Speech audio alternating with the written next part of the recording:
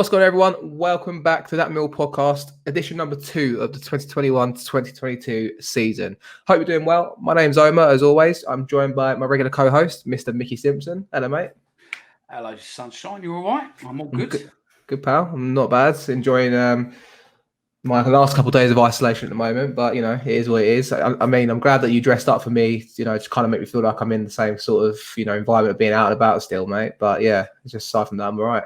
Yeah, no, I just wear white, show off the tan. Do you know what I mean? That's what it is. Yeah. I mean, I did work on my tan last week, but it's kind of still here a little bit, but not too much, to be honest. The light is not too great, so I won't show it off. So it's not there at all for viewers who can't really see. He looks like a Albanian. Wow. Albanian. I can't think of the fucking word I wanted. Then it's not an Albanian. Albino. That's the word I was looking for. Yeah. I'm gonna sit back a little bit more and then see if you can get a bit more light. You still don't look like you got a tan, fella. Well, okay. The third part of our Kai looks more tan than you. Well, introducing the tripod, the third part of our trio is Mr. Kai Bennett. Hello, mate. You all right? Yeah, I'm very good. Thank you. Very good. You got a little tan there, mate. Was that from Gillingham last night? Was it, or just? No, that was cricket. That's time waiting to bat in it and just standing there, and you know, you're getting a bit of a tan. That's really it. Or you could look at the other way. I'm out and I'm sunbathing, one of the two. That's it. Well, you know, collective. I think you're in the in-between stage, aren't you? So you kind of got just the summer to do whatever you want. So if you didn't have a tan, I don't know what you'd be doing otherwise. So anyway, welcome to the show, everyone. Obviously, if you're new around here, we stream it on YouTube. We also upload on podcast formats, Apple, Spotify, Amazon, any sort of TikTok as well. I mean, do we upload the podcast TikTok, do we?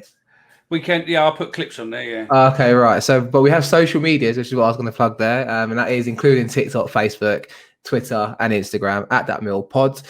Check us out. If you're new around here, be sure to subscribe, leave a like if you're new as well, and obviously leave a good comment or below. We always reply to them. It's good to get interactions on there. So be sure to check us out.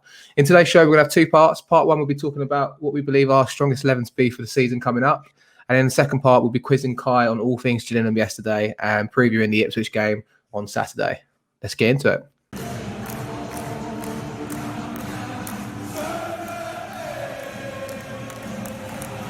Okay, welcome to part one. Guys, I thought I'll mix things up today a little bit. Normally, we go straight into a review of the game. Obviously, Gillingham was last night for us recording. Benefit listeners, it's Tuesday evening.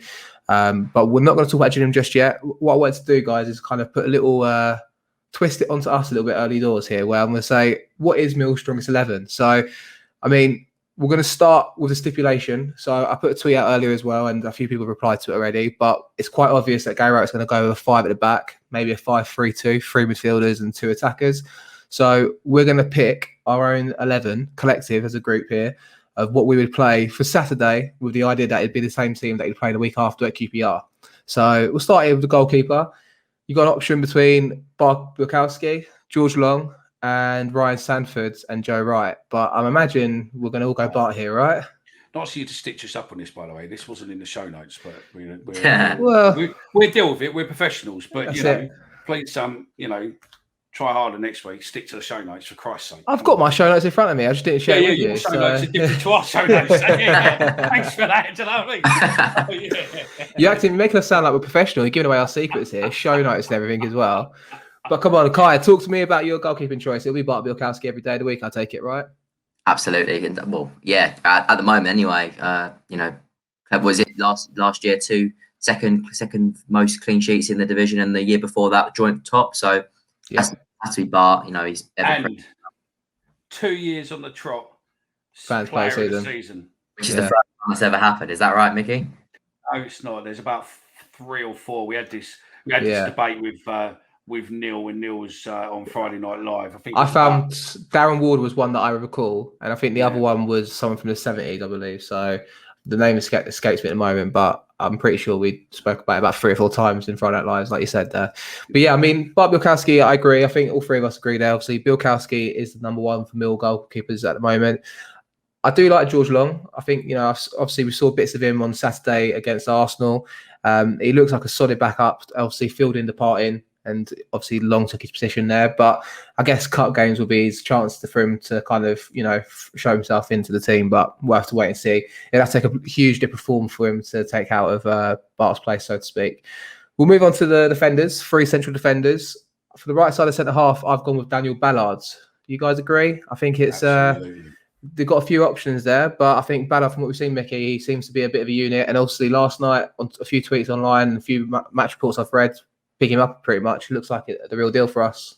Yeah, I think he's going to do well with us. I think he's definitely the real deal, and he needs to just get himself established. But I think, on stuff I've seen online with him being able to stop balls, last man of defence, etc., I think we need him in there. We need that person who, whatever it takes, will make sure that ball doesn't go in the net if it gets past the keeper. So, definitely.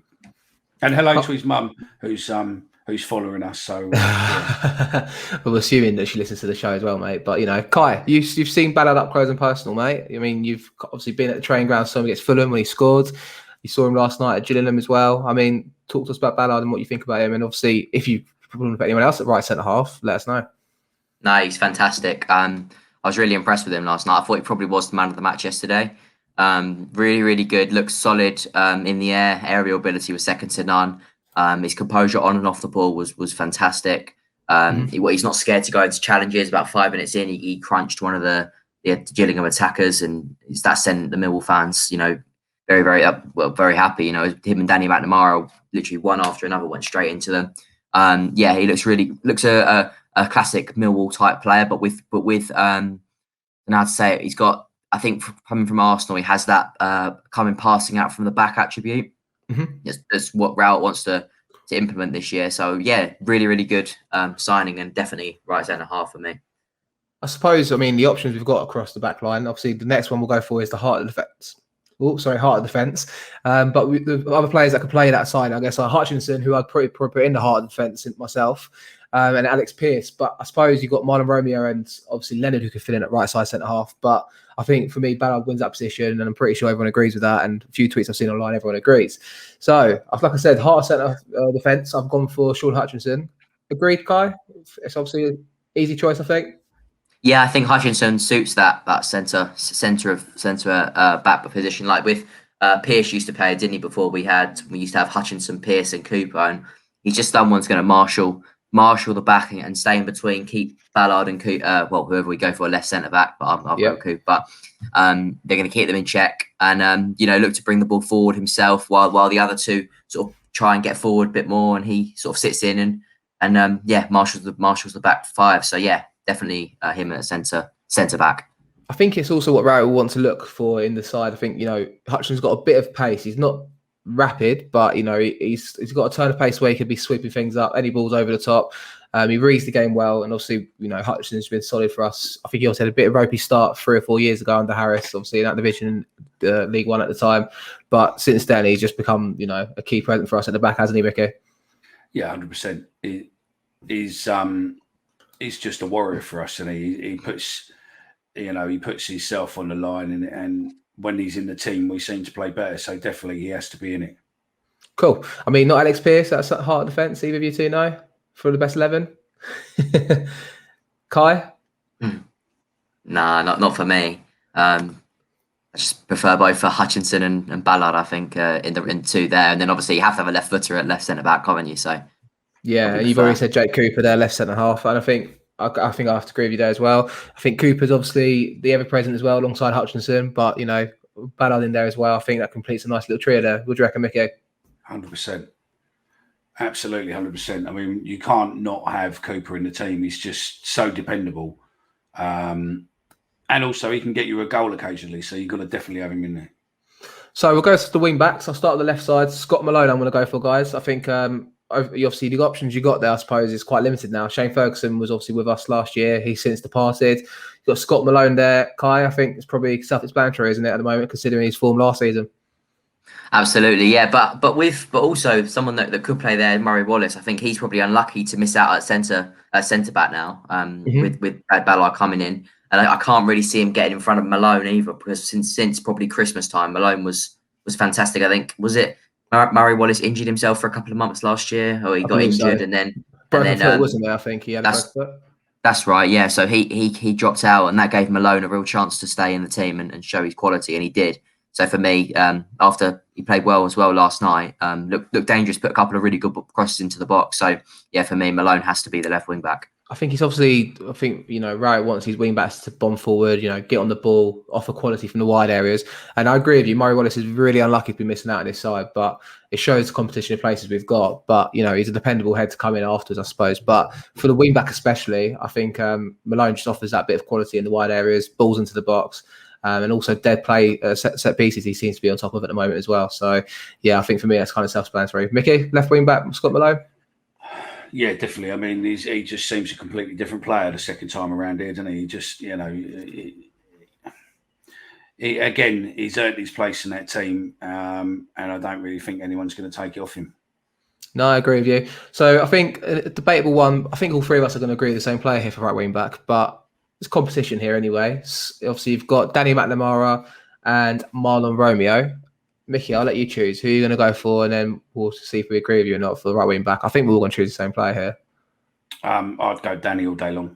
Danny Mac, yeah. Kai, Danny Mac? Yeah, Danny Mac. Yeah, I think I'm the same as well. I did predict that. I think everyone's in the same opinion as well online on our tweet that we put out earlier today. I think Danny Mac is just obviously coming to the side. And since his loan spell at St Johnstone earlier on this year, he's just kind of stole the show, hasn't he, at right wing back, Kai? Yeah, definitely. I think he's it's a really good competition for places in there, though, isn't it? Because Marlon was our ever-present right wing back for a few years, wasn't he? So yeah, it was good for him to have that. It's good for him to have that competition, and I think what Danny brings is a little bit more technical ability going down the right. I think a little bit better. I think he's a bit better technically in terms of his crossing and his passing.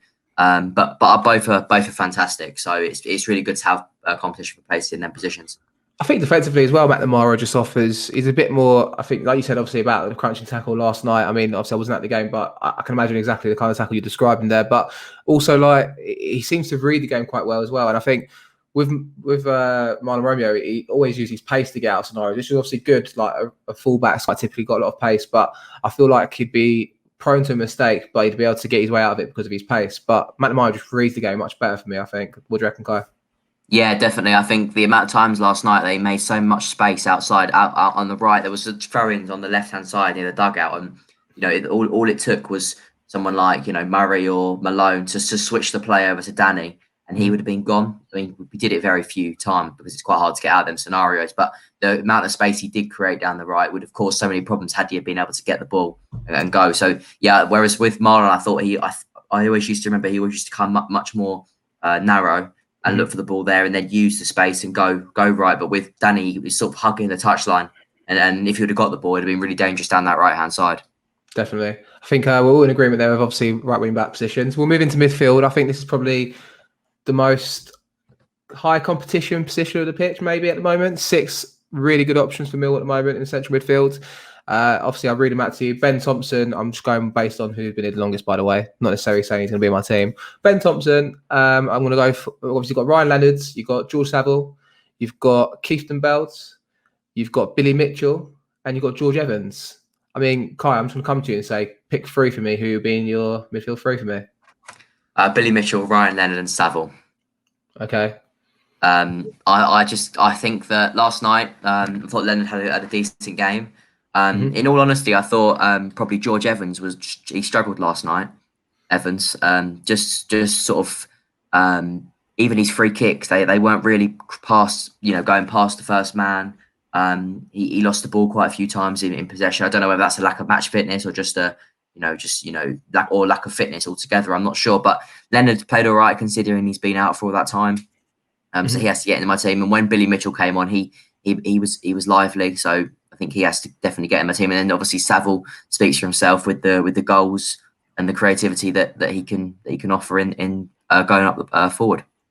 I mean, I'm going to sound really boring, but my midfield 3 is exactly the same as you. I mean, Mickey, you got anyone to rival there? Obviously, Keithton Bell's not been mentioned. Obviously, he'll have his time and place, I suppose, in the side. But I think the midfield 3, I'm agreed with Kai here. It picks itself a little bit. Yeah, definitely. Leonard, Saville, Mitchell, definitely hands down has to go. And we've got enough there to do a rotation. We've got 5 subs going in. So realistically, when their legs get a bit tired, we can bring replacements on 60, 65 minutes, and we can suddenly put a bit of life back into that midfield. So I think they are definitely the starting 3.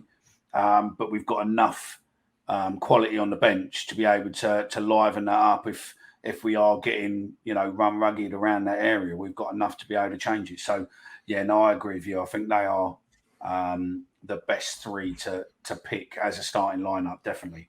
I think we're all expecting Saville to be the furthest forward, obviously, for his goals, like Kai was saying there. So obviously he scored 10 the last season with us before he went to Middlesbrough, I think 3 years ago now. I'm expecting big things from him again. I mean, Kai, you only saw a glimpse of him yesterday. I will talk about a bit of the game, obviously, in a bit more detail after this part. But how did he look yesterday from what you saw? Was he still the same Saville? Funny enough, he didn't play further forward yesterday. I think he came on I think Evans and Leonard came off, and then Billy and Saville came on. Right. And Mahoney came on as well, I believe. So Billy and Saville played in the 2 and Mahoney floated in the 10. Mm-hmm. So that's where I would have expected Saville to play if Mahoney wouldn't have come on. But he played there and Mahoney played a bit more further forward. So Saville had that bit more of defensive responsibility on his shoulders, I guess. Yeah. So we didn't see the free-flowing Saville that we might expect. But I'm just wondering if he's done that just to see what Mahoney's like in that 10 position. Because I know he's played him left wing back. He can play left wing back. He said he can play in up front with whoever plays up top. He can play. Now he's trying number 10. He can play him on both wings as well. So I'm just wondering, maybe he's experimenting and see where else Mahoney can play. But yeah, Saville, when he got on the ball, he looked good. He didn't really make any mistakes on the ball. Passing's always good, isn't it? And then he looked to create stuff, but there wasn't much movement yesterday, which was the only disappointing thing. But I think as players come back, like Jed and Bennett, and hopefully if Phoebe comes good, they'll hopefully be able to link up well. I mean, you mentioned obviously the players further forward there, so we'll move forward to the forward side of the pitch. I mean, we've mentioned Mahoney there, but I suppose for me, he wouldn't really feature in my front 2. I'd go for, at least for the start of the season. I mean, I'm hoping big things from Afobe. So for that reason, I've got to back him because obviously Router signed him. But Afobe and Jed Wallace as my front 2.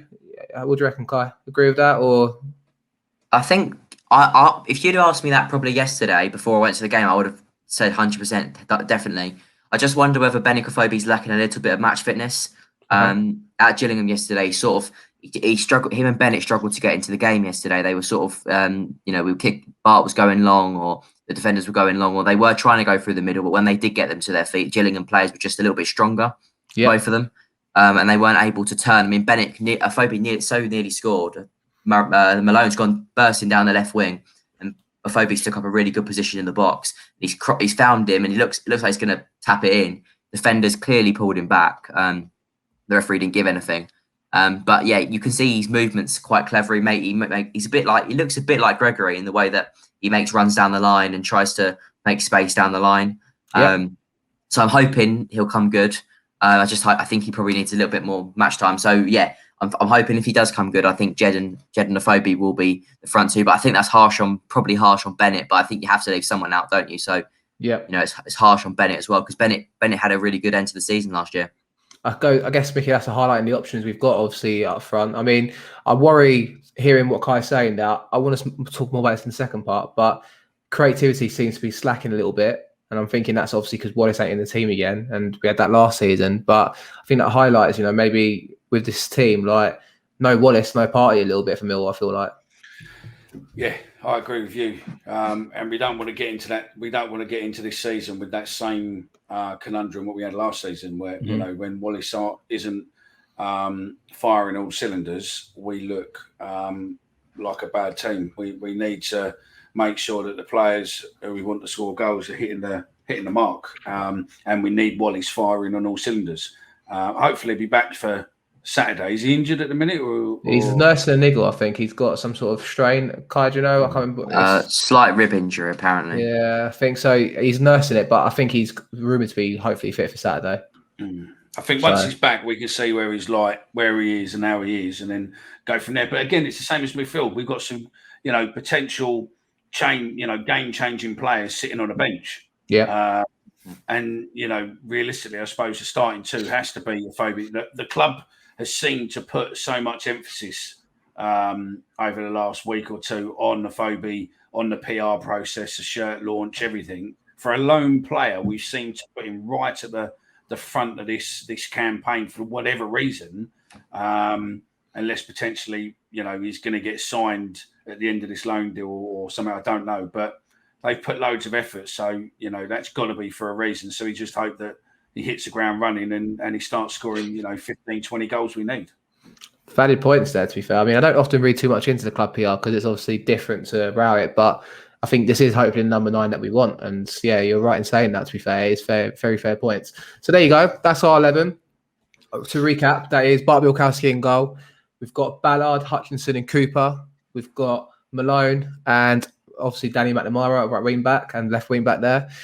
Midfields, we're going to have 2 holding midfielders of Billy Mitchell and Ryan Leonards. We didn't really talk too much about them, but obviously they offer the same quality that we all expect. George Saville pushing on from midfield with Afobe and Jed Wallace up front. I think that's a solid team, Kai, isn't it? I do look forward to the season. I mean, we'll talk about the quality problem now, actually, I feel like. It's a nice little segue to get onto. But I just worry that team, it's obviously got, this team will be difficult to beat, same as last season.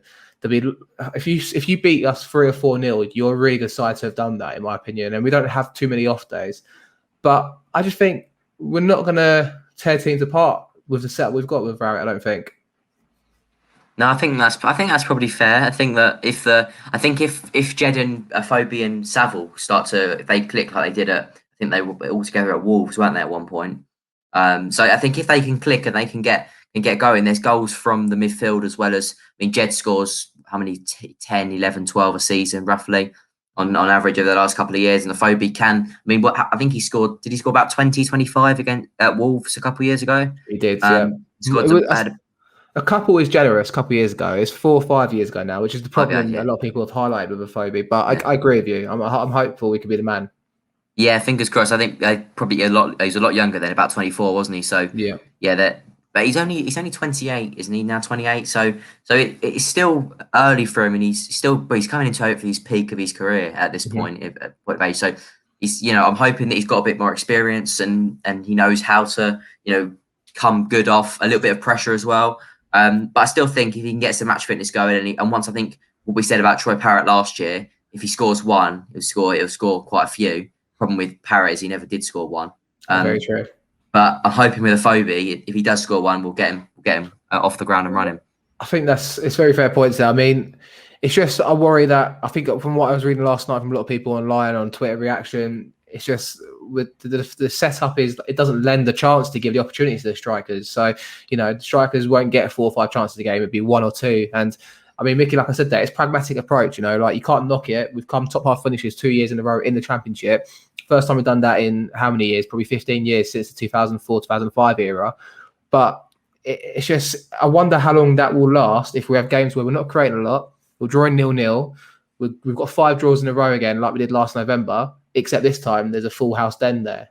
How long until people start to turn there? I feel like I can't see the fan base taking loads of draws and sitting back on your laurels and just trying to bear the game out. I agree with you. I don't think looking at that team realistically, we're going to be scoring 4, 5, 6 nils at all. But saying that, it depends. If we can open teams up and finally the wings and the midfield can stick chances on to those up top, then yeah, maybe. But I can't see it. I think we're gonna nick games 1, maybe 2-1.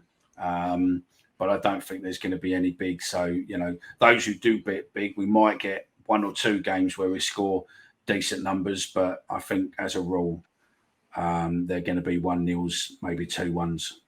The caveat to that is obviously this is us being a little bit of a devil's advocate, but I'm still very confident about this season, and I hope that it is a season we can really kick on this year. But we'll have to wait and see. I think I'm going to read out some tweets. Obviously, thanks guys for replying to them. If you haven't already, follow us on Twitter at @MillPod.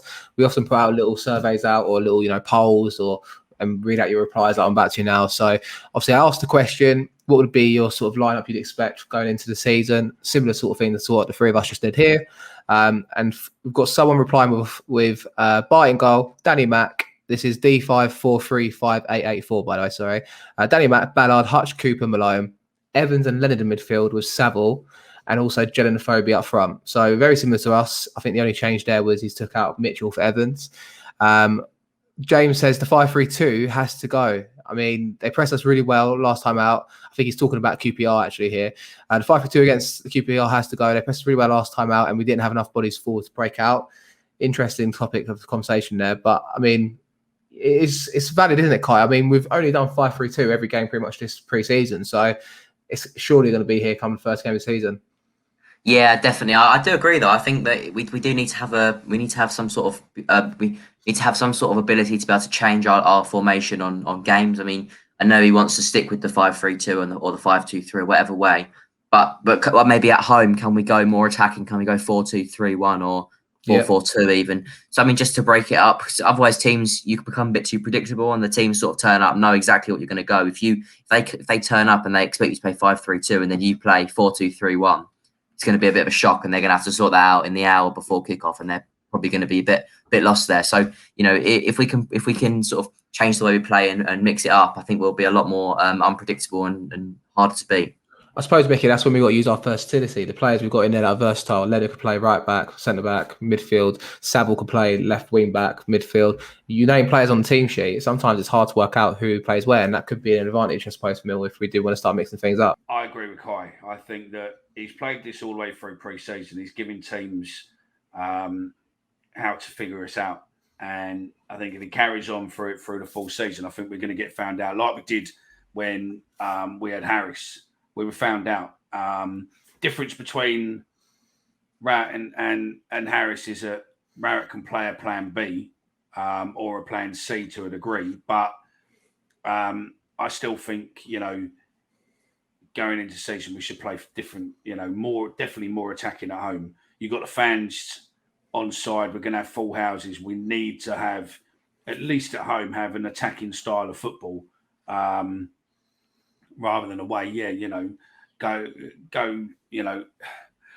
to standard formation.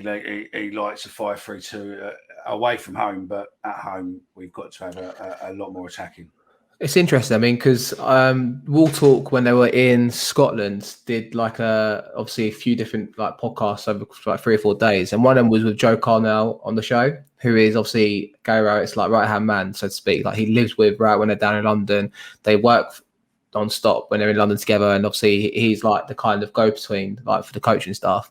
And he was quite clear that this formation they've worked on as in before they even came to Millwall, they knew this was what they wanted to play. If you remember when Rat first came in, he played a back four, played Thompson in behind Smith or whoever was up front at the time, and then he's changed it. But it sounds like this was an intentional thing, and they wanted this to be this is the way we're going to play in our next job. So I think if we get it right, it will be good. But obviously, it's frowned upon as defensive. You play 5 at the back, Kai, you're instantly thinking it's defensive, aren't you? It's just, but I guess if you've got the wing backs bombing forward, Malone and McNamara, and they're getting more involved and they're almost wingers. You look at England, for example, when they clicked it at the right time, it works. So it's just getting the right balance for it, I suppose. Yeah, definitely. I think also it could be looked at as a 3-5-2 as well, with a midfield being packed and trying to break the lines that way. But yeah, I think people do look at it as a 5-3-2, and that does look defensive. I mean, obviously football isn't FIFA, but FIFA, you want to defend your lead, you play a 5 at the back, don't you? So I think that is probably that is the way it looks. But no, it could be effective if it's utilised well. If our wing backs go forward like they should do, and we can get service into the strikers. It definitely could work well, because as we know, we're hard to break down. Yeah, definitely. I mean, a couple more tweets to read out. Tommy here saying, similar to us, Bart, Danny Mack, Ballard, Hutch, Cooper and Malone, Mitchell, Leonard and Saville, but he's gone for Bennett instead of Afobe with Jed up front. So like you said, Kai, it could be a valid option. Bennett did finish the season quite strongly. I think he had a couple of injuries already this pre-season though, hasn't he? Which is just always the frowned upon thing with Bennett. I hope he does stay fit and gets a good run out, and obviously can have a run of games like he did last season and then end of the season. Mishka Hall went for the same team as us. He went Bart, Danny Mack, Cooper, Hutch, Ballard, Malone, Leonard, Mitchell, Sav, Wallace and Afobe. Phil Clark replied to that saying, like the look of that, I think Bennett needs a starting berth though. So yeah, again, if you play 3 midfielders and only 2 up front, you're going to sacrifice an attacking player, aren't you there? So yeah, I mean, I think a lot of people agree with us on the team. Adam Devella went for Matt Smith and Bennett up front. No Wallace. So that's interesting. I mean, I'd say Wallace is the key to us, but we'll have to, obviously, people got different opinions there. But I think that's the end of part 1 anyway. Micky, you got anything else you want to add before I moved on there? No, just remember, if you're listening to this tomorrow morning, then QPR tickets are on sale. There you go. Look forward to that. I mean, what price are we looking at for QPR tickets? I've not checked yet. Hopefully it's not 30, 40 quid. But yeah, we'll move on anyway to part 2, and we might update you with the price as well of the tickets when we come back.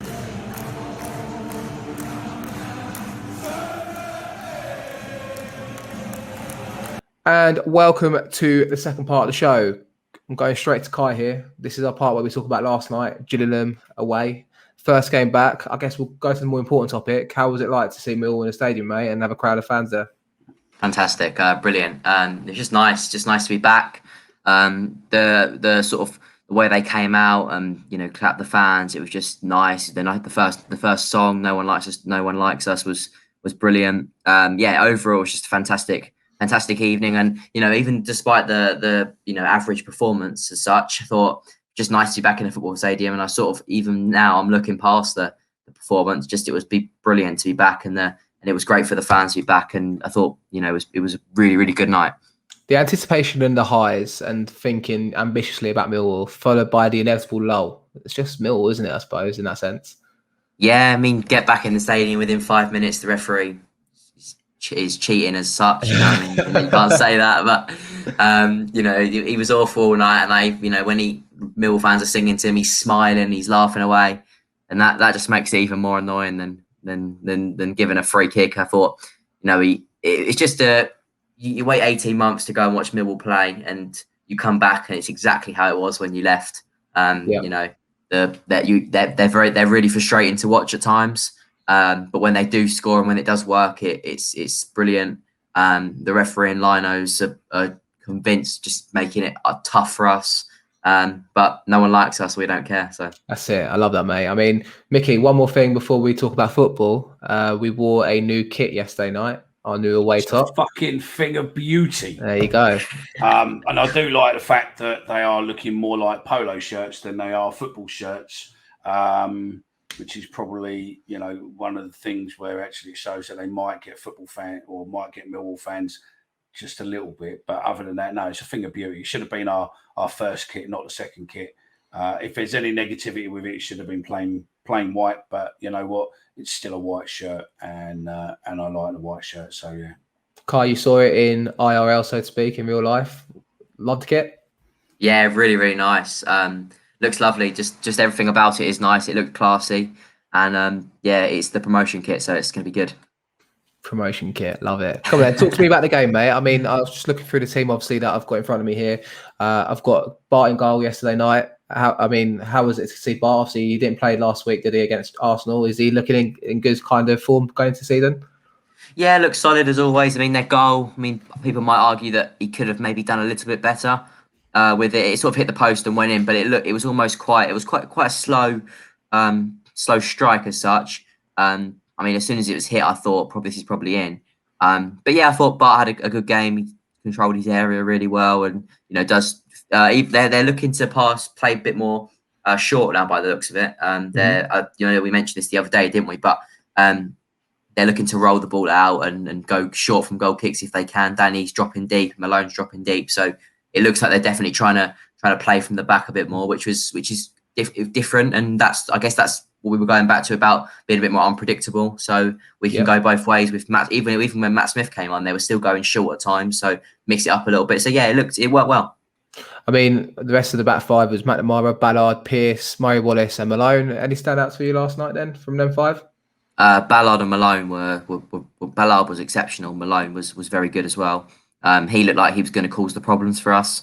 When he did get on the ball, Ballard was brilliant. He was very, very good with pretty much everything he did. His distribution was good. His aerial ability was good. I think everyone's excited about him, especially in the ground last night. I heard a lot of good comments and people were excited about his performance. So yeah, he looked good. I mean, Pearce, to be fair to him, didn't do too much wrong. If anything, really, he was quite good last night. So that was really good. Murray Wallace is obviously brave and we always say he's a mountain, he's a machine. So I thought he was very good I thought he was good as well. And Danny was pretty good as well. So the defence wasn't. I thought no one in the defence sort of let themselves down or had a bad game as such. I thought that most of them all had average games and decent games, but Ballard stood out for me. I mean, midfield, you've got Leonard, Thompson and George Evans. How was Thompson? I guess he played the further forward of the midfield three, I take it. Yeah, he tried to get on the ball. He tried to get on the ball, and he misplaced a couple of passes a couple of times. But again, match fitness.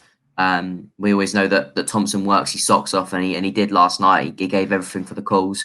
He lacks that. He does lack a little bit of composure sometimes, and maybe a bit of technical ability. But what he doesn't have in that, he tries to make up for in his hard work. So you can't knock him for that. I don't think you can ever knock Thompson for the effort he puts in. Talk to me about Bennett and Afobe being up front together. I mean, I saw a comment online to say, there's no real presence up top when it's just the two of them up top. But obviously, they're quite mobile and they get about, though, I suppose. Were they pressing quite high? Yeah, they were pressing quite high. I thought Bennett worked. There was a couple of times Bennett worked back so well. He was exceptional working back. There was one time that I can't remember who lost it, but it was almost from they always looked like they were going to counter us.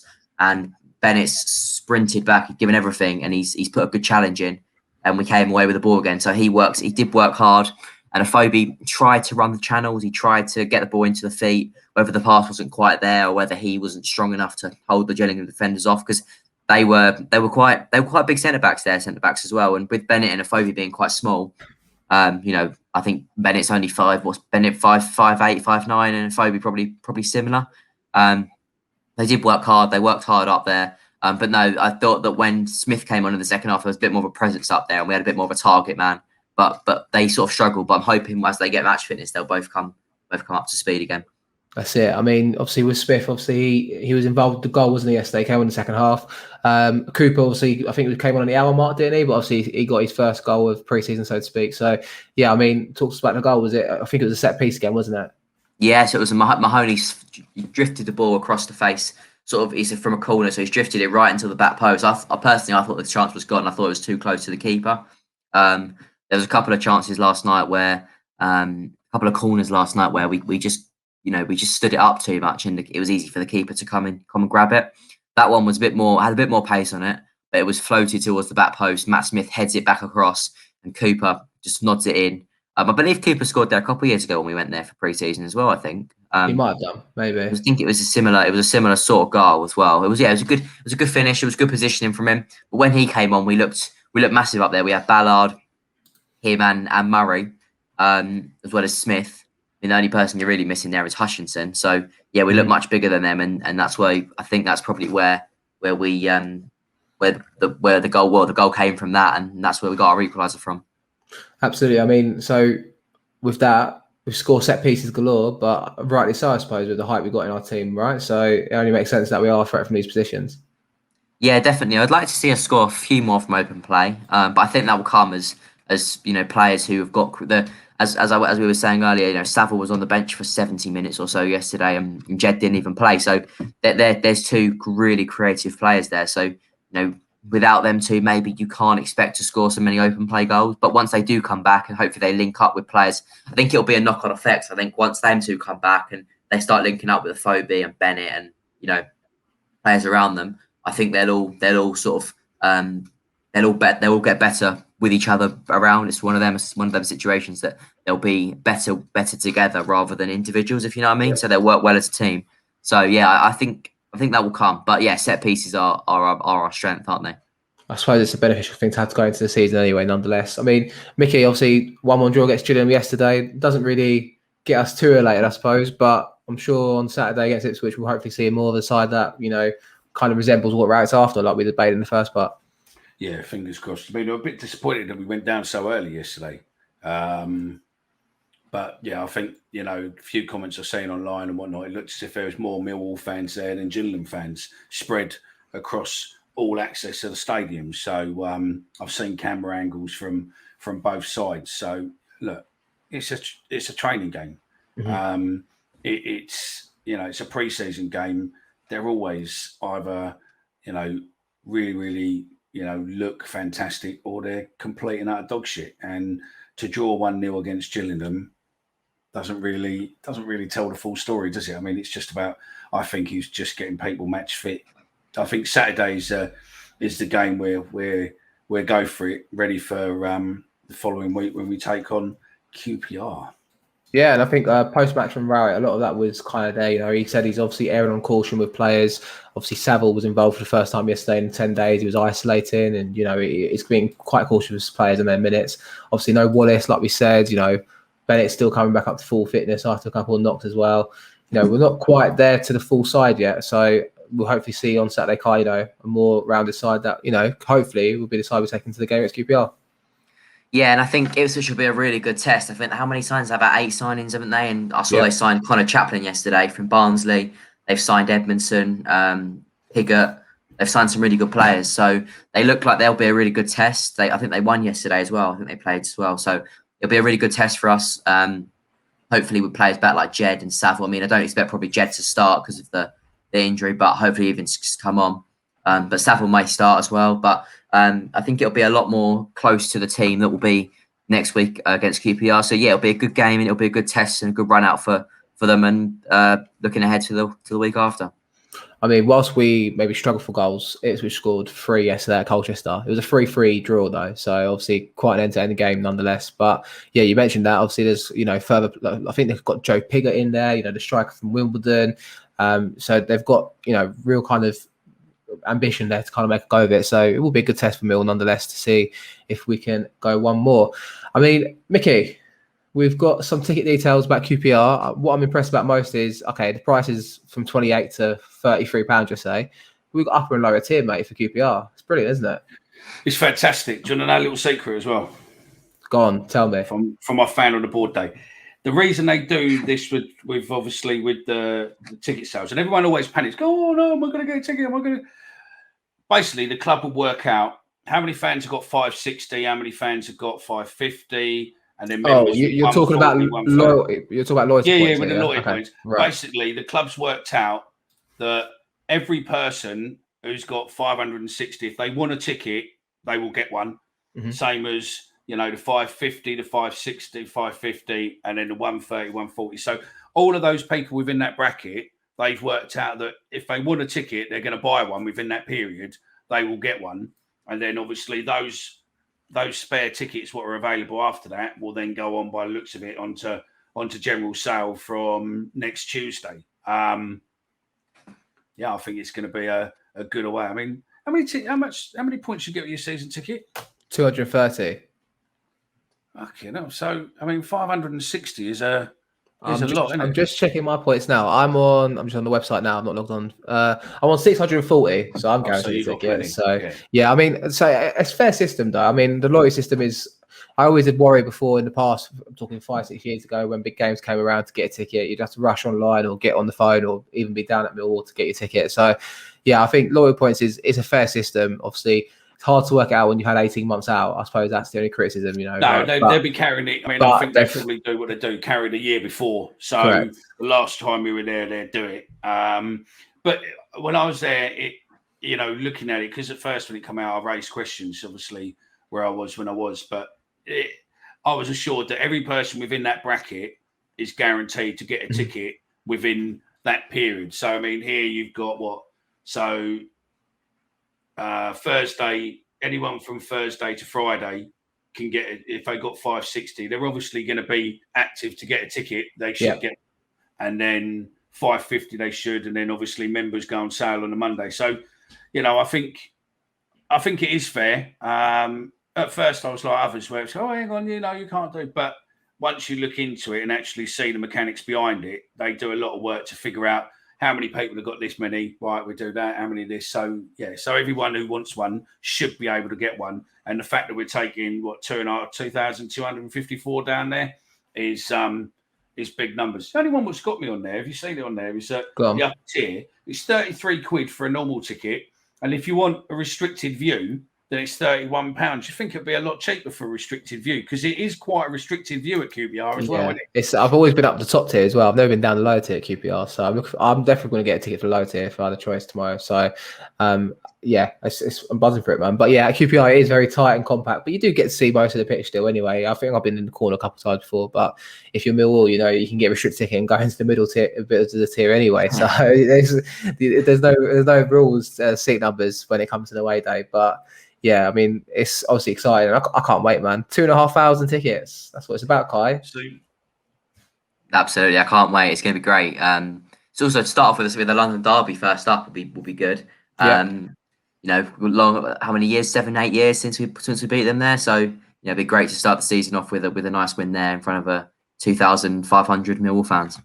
Go on, Micky. I was just going to do the time. If you are listening to this first thing, or on YouTube, then tickets go on sale at 9:30 with 560 loyal points, and then Friday they go on sale again at 9:30 for 550 points, and then remaining over the weekend for season ticket, and then Monday for members with 140 points or above, and then Tuesday for members with 130 points or above, and then I think it goes down from there. So they're the days, and if you want to go, then get involved. So I expect we will sell out, but it'll be interesting because obviously I imagine there's people isolating or people that are, maybe don't want to go at the moment for health reasons. So it will be interesting if we do actually sell out as quick as I normally expect a London Derby first game season to be. Have we seen any restrictions like there is at Ipswich or not? I don't think if it's been released just yet about Millwall or the QPR game, so I'm not quite sure. There was nothing last night. There was nothing last night. It was you didn't have to wear a mask. It even goes so far as the health risk of the out of date alcohol on sale. Yeah, so, I saw that online. £2. That was crazy. That's crazy. I was told it was a couple of years out of date. I don't know how many. I heard from behind me that they're selling out of date alcohol. So that was quite funny. Yeah, I suppose if you've got a chance in your army, I suppose if you advertise it being out of date, I would have thought it was against the law to sell out of date alcohol, but I've not really searched into it before. So I don't think it's against the law if you tell people, if you give them but still realistically, you would have thought they would have probably, realistically, they would have probably done it. You sort of, I suppose it's in a catch-22 because ideally you'd want to sell it cheap, but on the same point, you don't really want to sell it too cheap that people buy too much and binge on it. Because realistically, you would have thought £1 a bottle would have got rid of it all. But I don't know. Yeah. Most people are saying it tasted the same. But, at the end of the day, Paul Scully, don't expect anything. So, yeah. Pretty much there, right? I think we've reached that's the end of the point here now, lads. I think that's the end of our second show. Anything you two want to add before I round up and plug socials?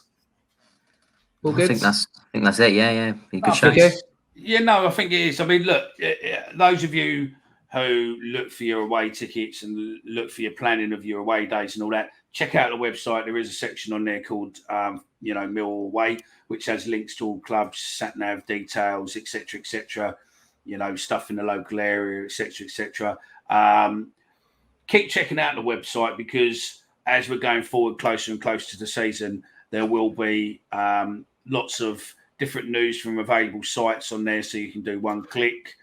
You can get the videos, you can get the pods on there. If you're not really into how you get the podcasts, if you're watching this on YouTube, you can go to the website, click all the information you want. There's various players, Apple, Spotify, Red Circle, YouTube videos are on there. Everything you want is all in one place. So, all good. There you go. Nice little hub for you there.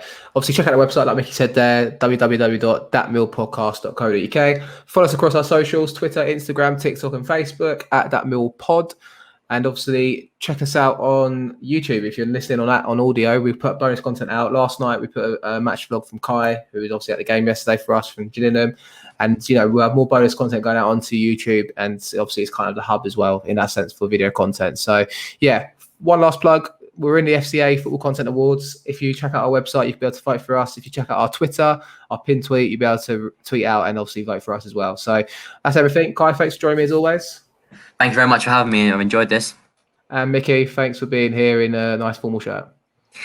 Listen, I've been at work all day today. Some of us work, as much as people don't think they do. What's work? I'm isolated, mate. What's work? So I don't know what that is. Work is where you go out and earn money, unlike sitting on your ass. I know. Unlike sitting on your ass doing fuck all. But then again, I've been 19 days in isolation at this point. I'm kind of forgetting what life's like outside. So I'm looking forward to getting out Saturday. Looking forward to getting to Ipswich as well. So that's definitely a plus for me. So No, look. I just want to say thank you very much to everyone, by the way. more and more viewers, more and more listeners, everything else. Great comments coming across. Thank you very much. The comments really do make our day. We do read all of them across YouTube, Pods, Twitter, Facebook, Insta, wherever. And really, really appreciate all of them, good or bad. But why don't you leave us a review? Because the more reviews you leave us on the appropriate channels, it really helps with the algorithms to pick up the show and share them with more and more Millwall fans. Or just, copy the link and send it to your pals via WhatsApp or text. That always helps as well. So, many, many thanks for everything you're doing. And, we're enjoying it. So, it's good fun. That's it. We're fucking off. We'll be back on Sunday on YouTube or Monday on podcast formats. And like I said, we upload it a little bit earlier if you want to watch it on YouTube. So, thanks, guys. See you soon.